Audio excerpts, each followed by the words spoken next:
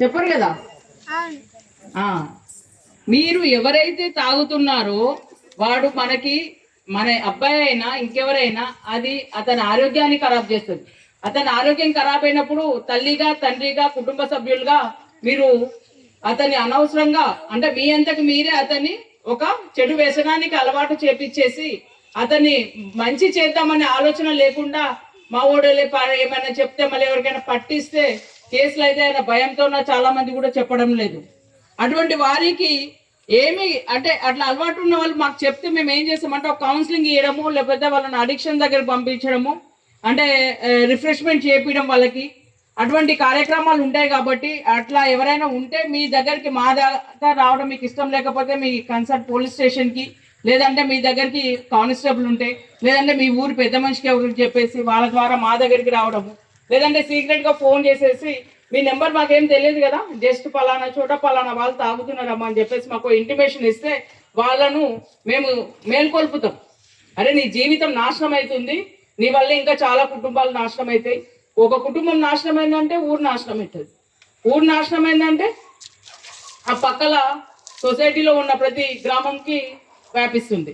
ఇంతకుముందు గాంజా డ్రగ్స్ అనేది పెద్ద పెద్ద పట్టణాలలో ఉంటుండే, ఇప్పుడు మనకి ఎట్లయిపోయింది ఇంటి పక్కలకు వచ్చేసింది. అవునా? తెలిసినా కూడా మనం ఎంత తెలియనట్టు నటిస్తున్నాము అంటే అంతకంటే మూర్ఖత్వం ఇంకొకటి ఉండదు. మానవ జన్మ అనేది చాలా అరుదైన జన్మ. దాన్ని పనికిమాలిన వ్యసనాలకి పనికిమాలిన కార్యక్రమాలకు ఉపయోగించకుండా మంచిగా నీవు స్వతగా ఎదగడానికి ఉపయోగించుకొని నీవు ఇంకా 10 మందికి ఉపయోగపడే విధంగా ఈ సొసైటీలో ఉండాలి.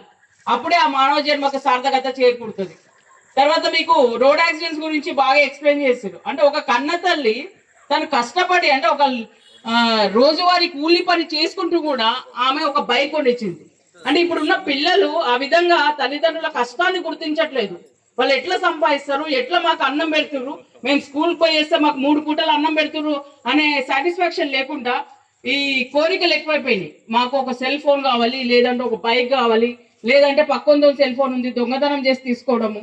ఎందుకంటే కొన్ని కేసులలో మేము చూస్తున్నాము government SC ST hostels, BC hostels, ఇన్ని హాస్టల్స్ పెట్టి గవర్నమెంట్ ఒక వ్యక్తి మీద ₹1,00,000 ఇన్వెస్ట్ చేస్తున్నా కూడా మంచి మార్గంలో వెళ్ళట్లేదు. అది ఎందుకంటే తల్లిదండ్రులు ఎప్పుడైతే మీరు గుర్తించి అరే ఇది కాదు ఇది అని మీకు పూర్వం రోజుల్లో మీ తల్లిదండ్రులు మంచి మార్గం చెప్పినందుకే మీరు ఒక లెవెల్లో ఉన్నారు, కష్టపడాలన్న మనస్తత్వం వచ్చింది. అవునా? అప్పుడు ఇట్లా మీరు అది